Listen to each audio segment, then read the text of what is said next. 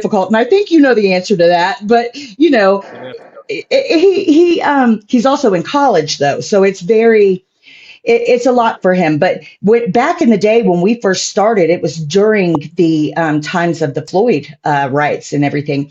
And Brian is 6'2" if he's an inch, okay, and he's also a black man, and he would be going into Northern California, Oregon, and Washington with his laptop and with a clip-on badge, and you know what that says to those Fruit Loops out there. So I said, I'm getting you a shirt that says I'm a small white woman, okay? And you're going to wear that everywhere. And that is your uniform for work because I can't have this, you know? But he recently was promoted to an even bigger management position. He was actually featured in their internal magazine and on their web, featured for, I believe it was Black History Month. And it just really, it's such an honor for him. You know, he's going places and I'm obviously where I'm going to go, you know, so I'm trying not to, I'm trying not to intercede. But going together. Well, you know, I know that he, you know, if he had all the time that we needed, you know, he would be right here with us on this podcast. He can only stretch so far. Yeah, he's definitely, but you guys have a lot in common as far as just interesting stories and the motivation factor. It's, you know, for me, I always say when I talk to people about you that I want to be you when I grow up, you know, and so it's it's the same with Brian. You know, if I had that type of motivation and this type of ADD, who knows what I could do, you know? So I think they're stuff for the same thing. But here we are. Yeah. So give us a little bit of what's going on. You know. Sure. Yeah, I very soon after Abby was killed, and I found my feet. And that, by the way, was January 29th, 2022. So we're looking at 3 years come in a couple of months. Mm-hmm. And it takes a while before you can even figure out, you know, what your name is and you know, how to eat and sleep and do normal functions you take for granted. But Correct. Once I did start finding my feet and sort of seeing a path forward, that path involved two fundamental principles. And they both really stem from the abject failure of the sheriff's office at the Hillsborough County Sheriff's Office in the Tampa region to adequately and honestly address the questions and answer the questions that started popping up almost immediately in the aftermath of Abby's murder. And those two fundamental principles that just sort of revealed themselves to me were, one, to make sure Abby's name was remembered, because I felt that the sheriff's office was trying to do nothing other than sweep it under a rug and ensure that Abby's existence was a non-entity. It never happened. She was never there. Her life and death didn't matter. They were going to learn nothing from it. They weren't going to speak of it. They were going to go through the motions in the initial aftermath, and they did, you know, with a big showy display of honor and that would be the ride back to Tampa. Mm-hmm. Yeah, the funeral. They lavish you with attention, and they send deputies over to comfort and console you, and they bring food. They do a so-called meal train.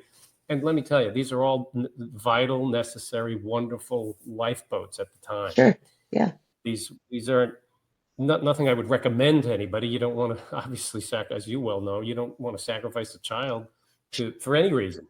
Sure. And but it happened, and to salve the wounds to some minimal extent, they took certain measures and went to certain efforts and lengths to try to minimize the pain that we were suffering initially. Right. And that's all to the good. And I have to give credit where it's due. And they do that. They did do that. However, it quickly became apparent that there was a sort of level of dishonesty, deceit, cover up, failure to own mistakes, failure to open your eyes and recognize that, hey, maybe there's a problem that can be addressed here and acknowledged. And all of that went to inform that first principle, which is to say, I'll be goddamned if I'm not going to make sure I do everything in my life to make sure Abby is remembered and that she is not erased. That's and right. her 30 years on this planet matter, almost 31, matter greatly. And secondly, the other principle that sort of distilled from this awful circumstance was that her death, and this is not revelatory, a lot of people who suffer some grievous loss come out the same way and say, hey, what can I do to make sure it doesn't happen to somebody else? Right.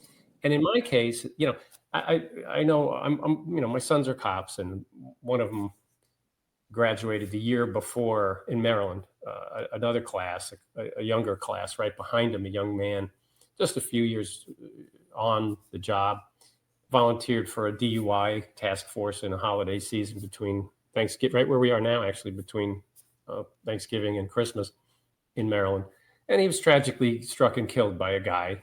He was helping another officer from another agency, in fact, on the side of the road. Noah Liotta was his name, Leotta. And he was struck and killed. And, he had brain damage and lingered a few days before they finally had to take him off life support. And it was a very tragic occasion.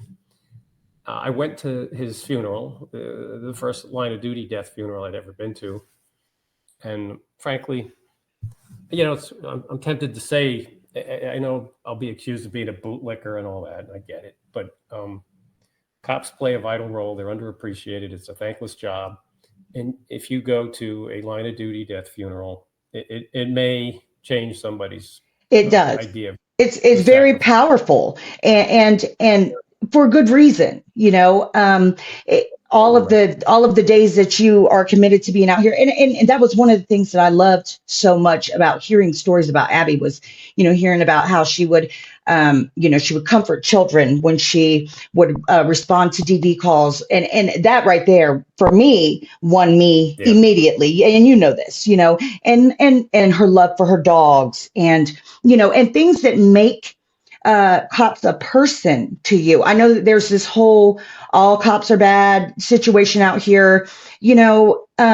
Listen, my history. I've had my own issues, brushes with the law. I went through a serious addiction after the death of my own daughter. And for that, I've done my time, and I've revamped what I have going on in life. And you cannot convince me that all cops are bad, because I've sat here and I've talked to numerous people, and I've read through the stories about Abby, and even to this day, here we are 3 years later, I've never found anyone to even murmur a bad word about her, and so, for me, that I know that that's the issue that you face, in your advocacy, is trying to convince people, which you shouldn't have to do, but you still do, trying to convince people, hey, my daughter was a person. She wasn't just a faceless badge in this, this